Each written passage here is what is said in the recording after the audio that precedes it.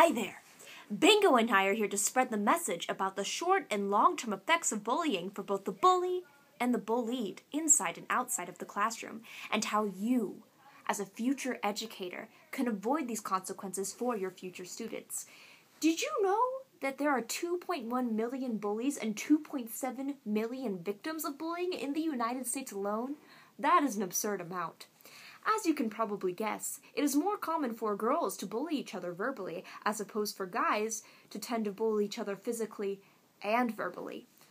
The consequences of bullying for the victim can include anxiety disorders, depression, low self-esteem, suicidal thoughts, eating disorders, academic decrease, and avoidance of school.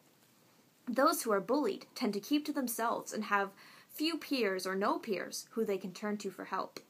If these actions are serious enough and continue into their adult life, they will face anxiety disorders, like they did before, have difficulties forming relationships, and may be overprotective of their own children, thus propelling the cycle of bullying upon their own kin. They might have suicidal thoughts, and if the bullying was severe enough when they were younger, they might try to murder their past bully. Yikes! Bullies, on the other hand, tend to also suffer from depression and aggressive behavior, and take this aggression out on their victims and try to impress their aggressive peers by showing how tough they are. They seem to translate their aggression into happy thoughts, which is very strange, which you shouldn't do. Bullies tend to be involved with alcohol and drugs at a young age and engage in abusive relationships at a young age as well. Into adulthood for bullies, they may lead a life of crime, have abusive relationships with their significant others and other people, and continue with their downward spiral of life. Those who are bullied tend to come from either neglected homes where their parents pay little to no attention to them, or are abusive, or are overly protective, making them vulnerable to bullying. Bullies tend to come from neglected or abusive homes where they are not cared for properly. However, as a teacher, you can prevent these issues from occurring. If you are an elementary school teacher, or any age group for that matter, you can prevent further bullying by stopping it as soon as you see it. Just a hint of it. It is important for young children and teenagers to know that they can and should seek help from those who can put an end to the bullying.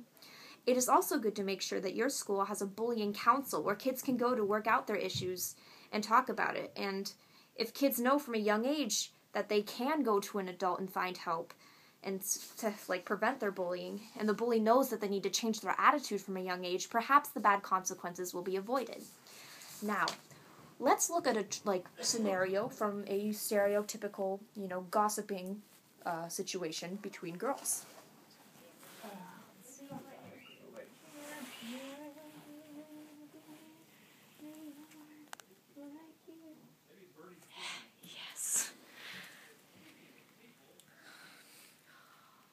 Oh my god, did you hear about Olga? Let me tell you something about Olga. Okay, we were best friends in middle school. I know, right? It's so embarrassing.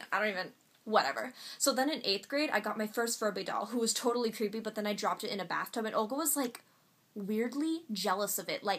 If I would blow her off to play with my Furby, she'd be like, "Why didn't you call me back?" And I'd be like, "Why are you so obsessed with me?" So then for my birthday, which was a BYOF, Bring Your Own Furby pool party, I was like, "Olga, I can't invite you because I think you hate Furbies." I mean, I couldn't have a Furby hater at my party. There were going to be Furbies there with their electronic insides. I mean, right? She was a Furby hater. So then her mom called my mom and started yelling at her. It was so dumb. And then she dropped out of school because no one would talk to her. And she came back in the fall for high school. All of her skin was green and she turned into a zombie. And now I guess she eats brains. Now, let's see what would have happened if the teacher had done something. Yeah, and then she dropped out of high school because no one would talk to her. And she, excuse me, ladies, I overheard you talking about Olga, and I think that is inappropriate, and that we should talk about it, and, see if we can find a way out of this, and we can all be friends. And maybe have this bullying counseling thing that they offer after school. What do you say? I don't really, okay, yeah, let's do it. Yeah, I was feeling a little offended, so they always are being really mean to me. Yeah, then awesome, let's go to it. We're gonna work it out. Great. Yeah, now let's see a traditional bullying situation for guys. Alright, so here we are. We're in chem class. We're loving it. Just kidding. No one likes chem class. But, I mean, what's worse is having to deal with someone being mean to you during it. On top of all that. Anyway, so here we are. Yeah, so, molecules, you know, they're really great. Hey, Alfredo. Hey, Alright, yep, so, those, chemistry and stuff. Oh, I have to go make some copies. Hey, nice hat!